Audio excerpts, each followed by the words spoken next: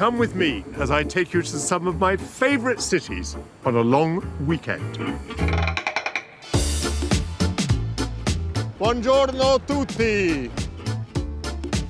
Together we'll explore the places I love. Oh, Palermo! What a beauty you are. Oh, my word. Madrid is next to heaven. And discover places new. We put the vroom vroom into Milano. Oh, my. This is astonishing. From Stockholm to Lisbon, we'll raise a glass, Sold. and enjoy great food. Pork that melts in your mouth. I don't think there's any delicate way of eating it. Oh, We'll leave the tourist trail behind. Every bone in my body has been shaken. My goodness, we are on the ice. yes. Oh, my word. We are tacking. And seek out special places to stay. The view of Prague is magnificent. Along the way, we'll make new friends. Do you mind if we do a selfie? Really? And memories to last a lifetime.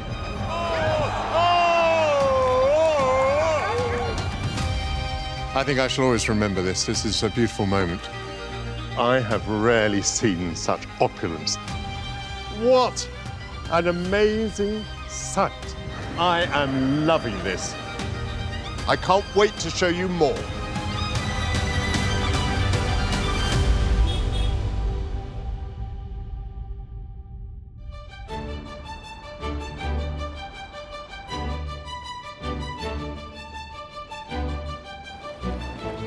It's the last day of my long weekend in Spain's largest city, Madrid, and there's so much still to pack in. I've been visiting since I was a boy, and over many decades of change, it remains one of the most welcoming cities for a long weekend break. This visit to Europe's sunniest capital falls outside the high season.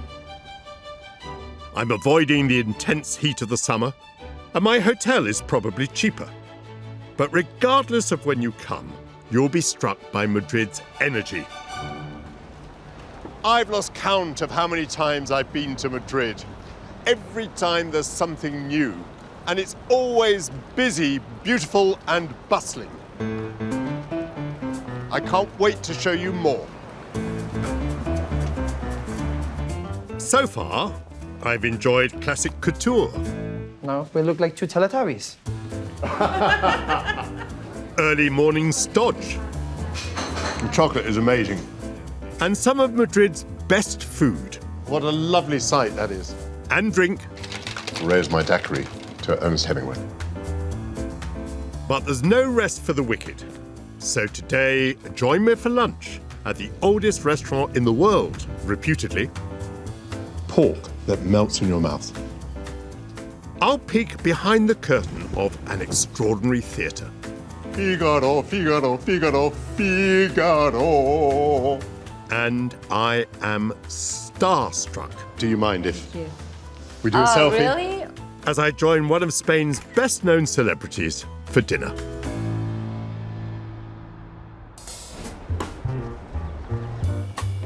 For me, a major pleasure of any long weekend away is the food. And here in Madrid, you're truly spoilt for choice. With around 10,000 restaurants, from home-grown tapas to the finest cuisines from around the world. My day begins back in the heart of the old town in one of my favourite spots. One of the loveliest squares in Madrid, La Plaza Mayor, and this has been a public space since time immemorial. In the painted house, they used to set the price of bread so that even the poorest people in society could afford a loaf. Today, this area is buzzing with cafes, bars, and restaurants. Just off the square is a revered institution, steeped in the rich heritage of the city. I love to come here, and it's always booked. So I'm beating the lunchtime rush to be in before the kitchen is busy.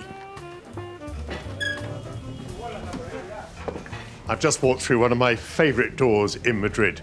According to the Guinness Book of Records, this is the oldest restaurant in the world. And I've walked into history. Look at these lovely painted wooden panels, the pictures blackened by the passage of time. Sobrino de Botín is a culinary phenomenon. Opened in 1725, the restaurant is famed for its food. And its wood-fired oven holds a record, having never been extinguished, apparently, during 300 years of service. The menu has changed little in that time and celebrates the most iconic of Spanish dishes. Vegetarians might want to look away now. Hello. May I come in? Hola. Hola. My name is Michael. We welcome, sir. Michael, I'm Robel. It's lovely to see you, Rael. My goodness, you're surrounded by suckling pigs. Yes. And this is your traditional dish here. Yes, 300 tradition. That's amazing. 300 years of suckling pigs. It's thought that suckling pig was first eaten here in the 16th century, when an inn stood on this spot. Weary travellers to the city would tether their horses, feast on succulent roast pork, and head upstairs for a siesta. Today the horses are gone, the inn has been replaced by the restaurant, but the signature dish remains the same. The oven is fantastic, a wood-fired oven. The oven is 300 years old. My this goodness. oven. And obviously this is the perfect temperature. Sure, it's 280 centigrade. Right. Until 300. And do you measure that? Do you have a thermometer or is it just Thermometer only here. Only with your hand? the hands. Your hand tells you Your hands also. whether it's the right temperature. How amazing. The pork is cooked now exactly as it was 300 years ago. Same recipe, I'm going to count his fingers after this. same method, and in the same oven. May I try to okay, sir. put the suckling pig back? Take care of him. Here we go. It's an honour to prepare my own lunch on this hallowed ground. In go the chopped pieces, just for a final roast. Roel, thank you so much. My mouth is watering, really. Okay, thank you, sir. Thank you. You're welcome. Ironically, this most Spanish of restaurants was established by a Frenchman, hence the French-looking name Botín, before it passed to a Spanish family. With my stomach rumbling, I'm ready for an early lunch. So, you're not meant to eat the entire suckling pig for yourself. It divides into 6 portions, and I have my portion with potatoes. Gracias, Luis.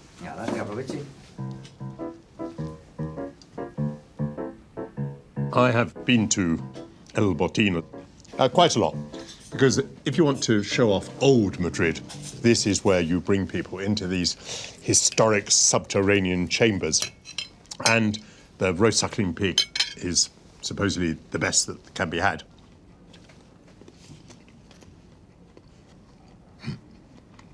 It melts in your mouth. Pork that melts in your mouth. There are at least 2 Madrids. There's the Madrid of old history, which is narrow, winding streets and alleyways and restaurants like this. And then there's a Madrid that was built in the 19th and 20th centuries, which is great wide boulevards. And in those areas, there's a huge gastronomic scene. They're always opening new restaurants. And a lot of the cuisine is very adventurous. Although I think what links the old and the new is the Spanish obsession with good ingredients. So basically good meat, basically good fish and seafood. And the Spanish eat vast quantities of both meat and fish and seafood. And you may ask, well, how do they do that? Well, one of the things is they don't eat many vegetables and they don't eat sauces. They rely on the taste of the absolutely superb basic product. During its long history, this kitchen has fed many notables and celebrities. Even that Spanish painter Francisco Goya is said once to have worked here washing up. Using brushes, I wonder? On your long weekend, I'd also recommend seeking out the little visited chapel where Goya was buried, on the outskirts of the city centre. It's overlooked by most visitors to the city, but I love coming here for the exquisite frescoes that decorate the domed ceilings and alcoves, which some have compared to Michelangelo's Sistine Chapel. In fact, Goya painted them in 1798, 30 years before he died in Bordeaux in France. A visit here brings you up against a great unsolved mystery. When Goya's body was returned to Spain in 1919, his head was missing. Some think that his skull was removed for study. Others that it is buried next to the body of a woman who was both his subject and lover. Where the truth and his head lie remains undiscovered to this day, unlike his body of art that cannot be topped.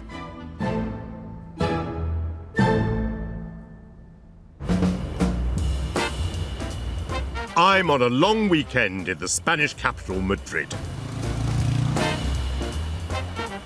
A city with medieval origins, which is today one of Europe's most exciting and modern. One of the things I love about Madrid is the early 20th century buildings, a time when surely the city was trying to emulate Chicago. They put up a skyscraper, which I think was the tallest in Europe at the time. And the buildings are so lavishly decorated, and on their tops an extravagance of domes and cupolas, pinnacles, finials, and statuary.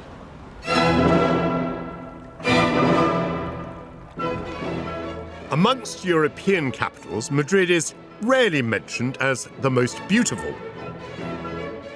People say that its river lacks the grandeur of the Seine or the Thames or the Danube.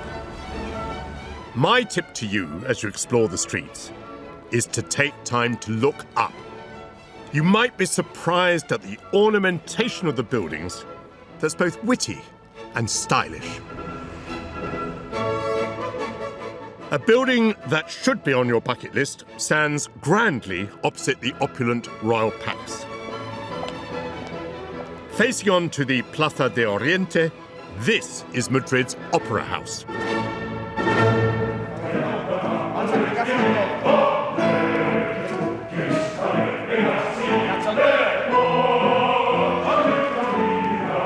I've been many times and enjoyed world-class productions.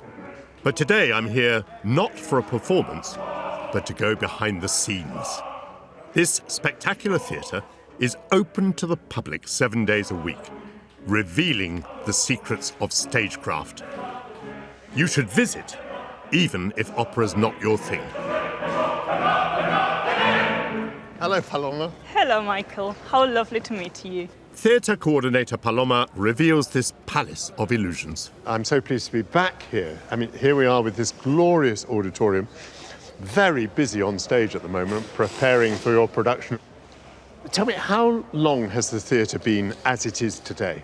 So as it is today, it was reopened in 1997 after a period of some years of renovation that started at the end of the 1980s. The Opera House opened in 1850 and was one of Europe's finest. But a fire in 1867 left it damaged, and it was closed in 1925. With little money for repairs, it was 70 years before it reopened as an opera house. The grand auditorium was restored to recapture its 19th century splendor. But backstage, a complete metamorphosis occurred. The most modern lighting and stage equipment was installed. There are now 22 floors of technical production space, most of which is open to the public. So, Michael, now that we're here, you should be looking up. I should be looking at Yeah. because I can see through the slats and past the fluorescent lights that it just goes up and up and up. That is an extraordinary sight. However, the biggest surprise lies beneath our feet, where engineers excavated 24 meters below the building's historic foundations and installed 18 mobile platforms, each capable of lifting scenery on and off stage, which allows for dramatic changes of set between one act and the next. It's a miracle of machinery and of logistics. I mean, it's like a military operation, this, isn't it? Yeah, I always say that the Teatro Real is a huge factory where magic happens Yeah, magic happens every night. every night and every day. To me, this is also magic. Yeah, this is very exciting. Beyond the backstage, there's still more to explore.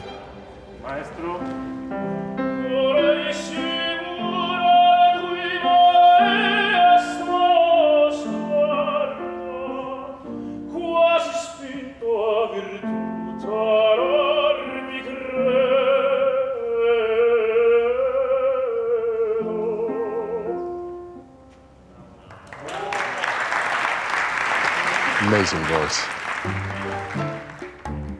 Each floor reveals corridors full of workshops, studios, and rehearsal spaces. The Opera House is an extraordinary labyrinth. There are so many departments, and it looks like we're arriving at wardrobe by the looks of it. Yes, that's right. That's where we are now. On any given day, around 500 people work at the Teatro Real. It's wonderful to see these costumes close up. Buenas tardes. Hola, ¿qué tal? What is this? Un vestido, It is a dress. Yes. For? Para quién? bailarina, For a dancer, a female dancer. How do I look? precioso, como tus chaquetas. El color, She says the colour is The just colour? like my jackets. The Ah, my fame has gone before me. Indeed, I love the colour. Well done. bye. Where there's costume, there's also hair and makeup. You know that the wigs are made of natural hair? No, I had no idea, really. It's really impressive. You can see all of it here. Yes. And because you're here, we've got a little surprise for you. A surprise. Yes. Because we want you to feel like one of the characters of our operas. Oh. You're going to try on one of these wigs. Ooh. And also the mask. So the mask is from Rigoletto. Let's begin with the rabbit mask. Ooh. You look great. How does it feel? Do you want a carrot? I like that. So now the barber of Seville. Look at that. Oh my goodness. It comes straight from the 18th century, Michael. I love that. Figaro, Figaro, Figaro, Figaro, Figaro. Fantastic.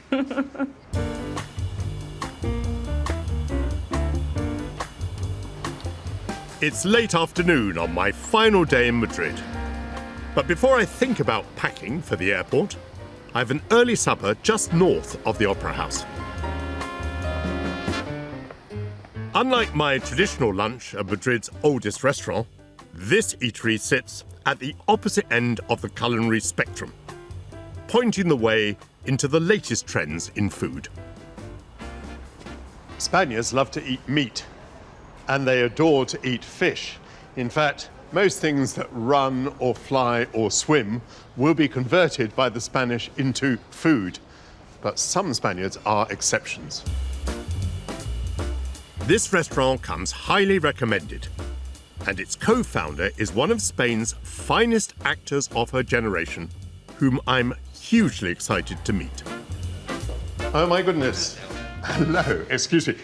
One does not expect to find behind the bar of a restaurant a famous film actress. Clara, I'm Michael. How do you do? Nice to meet you, Michael. Nice to meet you. Jose. Jose, so to nice to meet you. And who's behind there? Victor. Hello. Encantado.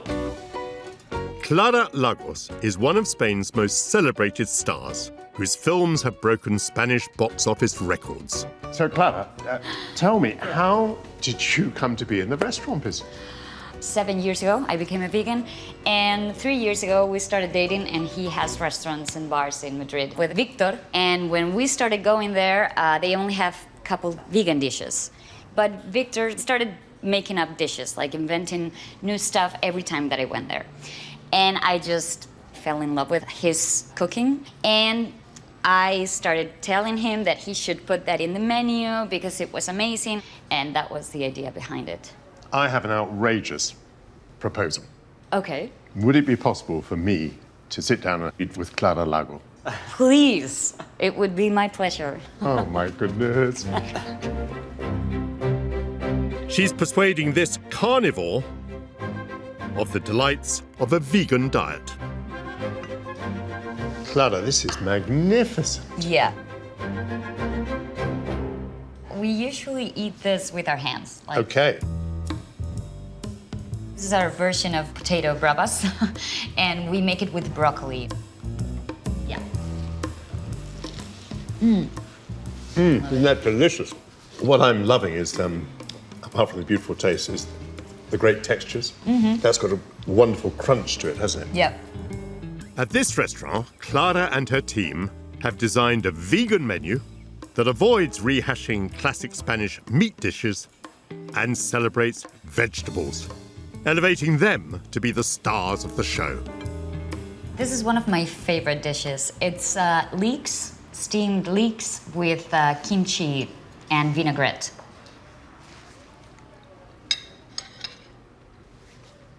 That is magnificent, isn't it?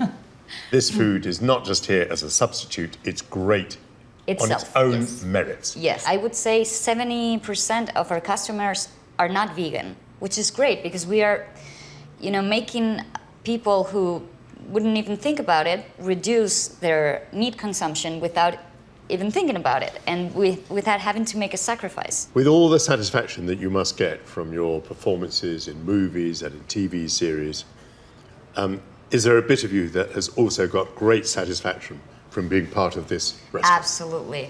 Absolutely. It's a very romantic thing. I mean, you don't do this to become rich, but this is my favorite thing to do when I'm not working. Just spending quality time with my friends and eating great and drinking and chatting. How do you feel about Madrid? I've traveled a lot, but I say that the more I travel, the more I love this city. It's a place where you feel welcome, instantly. Even if you don't have friends at first, it's a city that welcomes you. So what about you? What do you love about Madrid? I absolutely love Madrid. I find it sometimes a little hard to put my finger on why. I'm very aware of the art museums, and actually I come to the Opera House quite a lot. But apart from all of that, this is the bit I can't put my finger on. It's just such a joy to come to this city. When I get off the plane, I want to jump in the air. Yeah, it's the energy, right? Yeah, I feel the same way. What do you think? No, I think it's great. But I think vegan food has really come of age with this. It's marvelous. Great, thank you. I'm glad to hear that. So, if you could eat here, like every week, would you be willing to reduce the amount of meat that you eat? Absolutely. I would not go home feeling dissatisfied having had a meal like that. I'd feel very, very happy indeed. Thank you. Clara, this has been a memorable lunch for me. And do you mind if we do a selfie? Really? Let's go for it.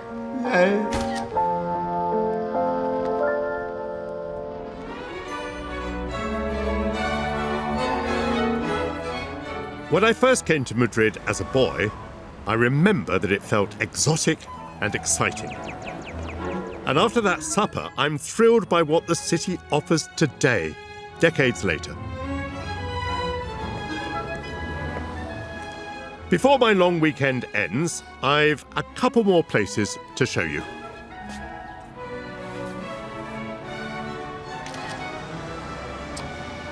I'm walking down memory lane.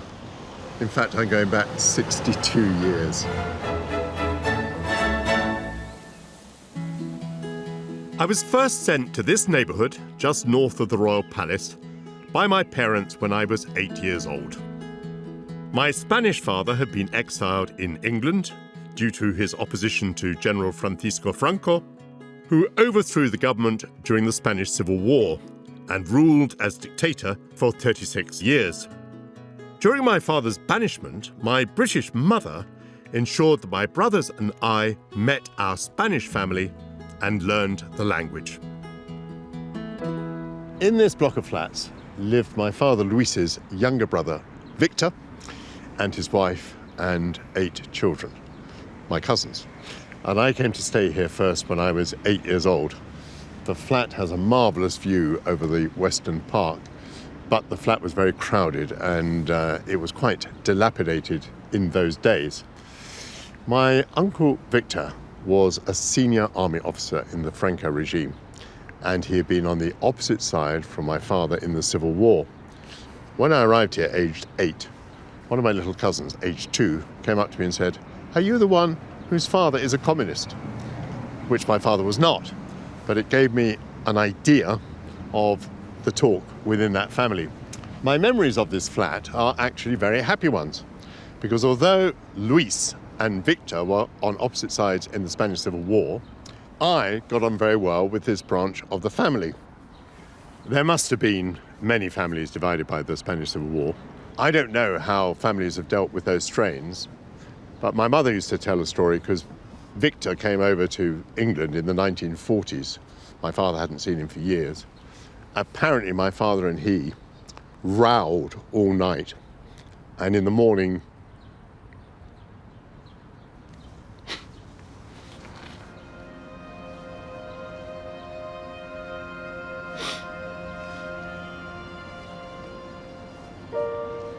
You're not filming. But in the morning, they gave each other a big hug. They were a good lot, these cousins. They were very lively and they were very urban, which of course I enjoyed even at that time. During my teenage years, we would hit the town. The main activity was going to discotheques, not something I was used to doing in London. So even though I was here in Spain during a period of dictatorial and Catholic Church repression, I associate Madrid with great teenage liberty. And even today, I don't like to come through Madrid without sending a WhatsApp message and saying, "Is anyone around for a spot of lunch?" And certainly the next time that I'm here, I'll be organising another family reunion.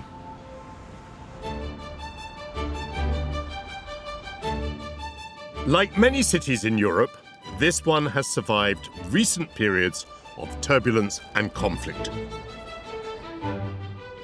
In the heart of the old town is the historic Puerta del Sol. The guides like to point out Kilometre Zero, the plaque which marks the geographical centre of Spain. I'm keen to get insights into the modern history of the city from Almudena, who gives walking tours exposing physical evidence of the past. Hello, Almudena. Hello, Michael. Hello. Nice meeting you. It's great to meet you. We're meeting in the Puerta del Sol, which is regarded as the centre of Spain. Why did we meet here? This is the center of the city. This is where everybody meets. That's great. But not many people know about this building. What do you know about this building? I know 2 things about this building. It used to be the police headquarters during the long dictatorship. And the other thing is that people gather here on New Year's Eve. Okay. Well, this is the regional government building. It goes back to the 18th century, built by Charles III. Nice, he gets a statue. But considering that this is the center of regional government, there is no mention of the Civil War. That particular chapter is completely forgotten. No monument here to the Spanish Civil War. And presumably that is because it's still such a contentious subject. People still disagree about it. Yes, it's considered better to forget about it. As a historian, I find that problematic. The Spanish Civil War raged for 3 years between 1936 and 1939. Between the Republicans, who supported the government, and General Franco's nationalists who rose in rebellion. As a fiercely Republican stronghold, Madrid was the last city to fall to Franco, after being besieged and bombed for more than 2 years. With thousands of homes, buildings, and lives destroyed. The government of Madrid building survived, but not unscathed. All of these marks? Yes. You see this is the explosive from artillery fired during the Spanish Civil War. And this is quite unusual because there aren't many buildings left that have these marks on them. That's correct. They have been restored apart from this one. This is one of the very few relics. Has this been kept on purpose, do you think? I think it is by accident. There is no plaque, there is no memory, there is nothing to help you interpret what this is. A most unusual monument, but a monument by accident. It is a monument by accident, indeed.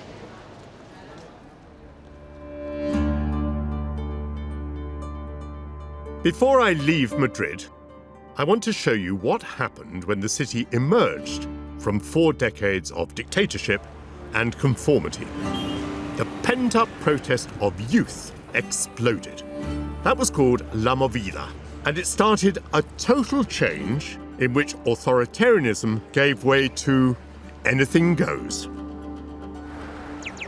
To hear how that happened, I returned to the city centre, just off the tourist drag, to the area where my long weekend began. As part of your long weekend in Madrid, you might want to tear yourself away from the palaces and the opera house and the museums and come to an area that's frankly a bit more grungy. This is called Malasaña. And here in the 1980s there was a Madrid scene and all sorts of stuff happened. And during your long weekend in Madrid, you never know, you might get lucky. Stuff will happen to you too.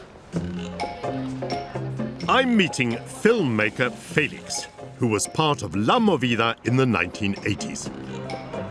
Hello, Felix. Michael. Hi. Michael, welcome to Malasaña. It's great to be here. What an interesting neighborhood. Yes, it's the place where everything happens, no? We're in the center of Madrid. It is a very old neighborhood with a lot of story, with a lot of energy I want to show you. Thank you. When General Franco dies in 1975 and the long dictatorship is coming to an end, there were a lot of restrictions from which to break free. Yes, everything was absolutely dark. Nobody can do anything. No, and suddenly, people, I think, feel a kind of lack of authority. People decide to, well, I'm free. They need to express in a different way. They have to have fun in a different way and start to do the things without this feeling of pressure that the whole country has during all that years. So this was a kind of spontaneous movement, no? So we go from a situation where the Catholic Church is very strong, yeah, and the government is very repressive. You go almost from one extreme to another. What was Malasaña like in those days? This was the epicenter of all that. There was a very cheap place in the city. So a lot of people who came to Madrid, attracted by this idea of that something was happening on the street, came. And so they start to go to the bars to play different kind of music. They're expressing themselves on the streets. And suddenly the whole society feels the same.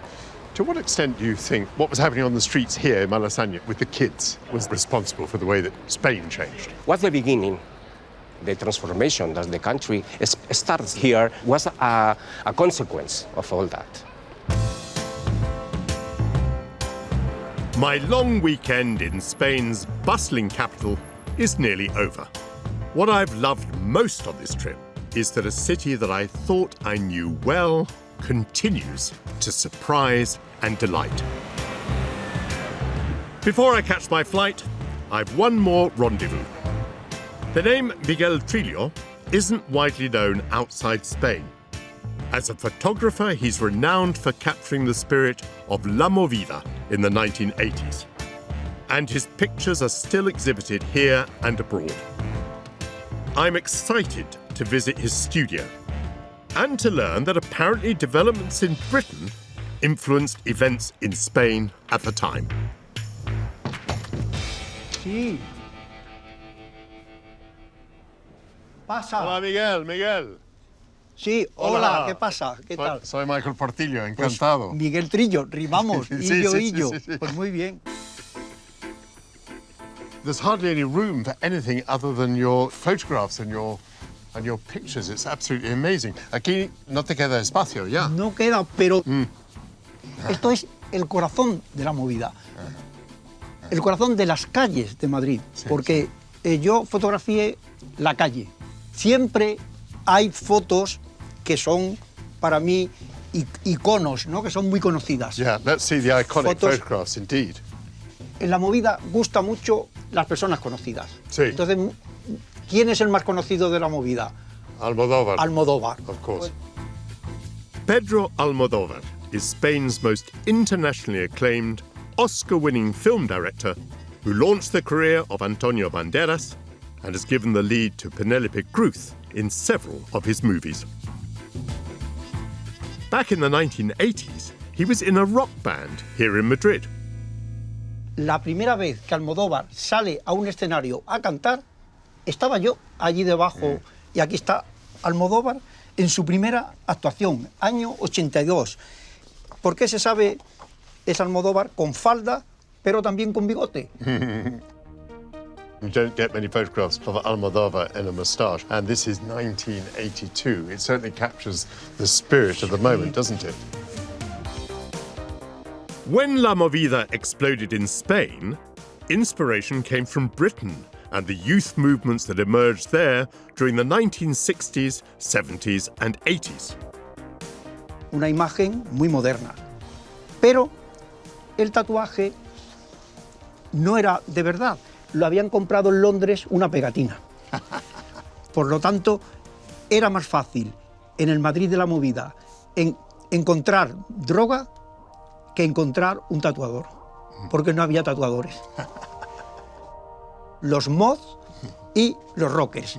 Es decir, que la historia mod de Brighton, es un revival, rockabilly.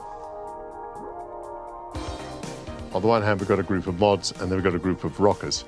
So what they were replicating here were the groups that had been battling it out in Brighton in the 1960s. They come alive again in Madrid in the 1980s.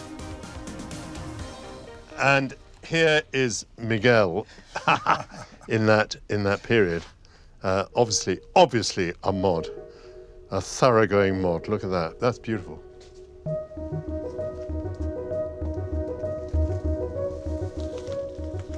Everything about Miguel Trillo is extraordinary, including here in his studio that he sacrificed his bath and his shower to the storage of his beautiful photographs. Of course, in the 1980s, I was far too conventional to have wanted to be part of something like La Movida in Madrid. And yet the photographs are so evocative. They kind of make you nostalgic for something you didn't experience and wouldn't have wanted to be part of. But they represent, in a way, the foot soldiers of social change in Spain, people who really made a very big difference.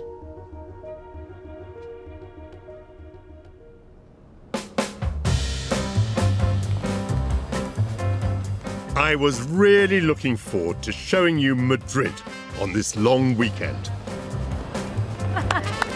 Muchas felicidades, congratulations. I wanted to share with you my experiences and my love of the place. Oh my word, I have rarely seen such opulence. Just one magnificent room after another. The places where I enjoy eating. What a lovely sight that is. That is magnificent, isn't it? And drinking. Raise my daiquiri to Ernest Hemingway. And the places we've discovered together off the beaten track. It brings this culture through gastronomy to Madrid. Was it good? Yeah, it's really nice. This would be a meal on its own, you know. I feel that on this brief visit, the city has shown itself at its best. In Madrid, it's perfectly possible to do nothing and watch the world go by.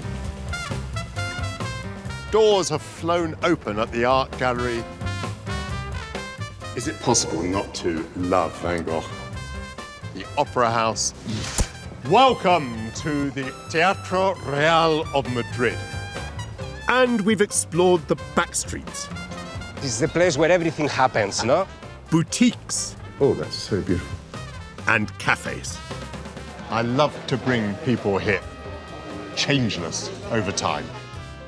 Try Madrid for yourself. I think it will open its arms to you.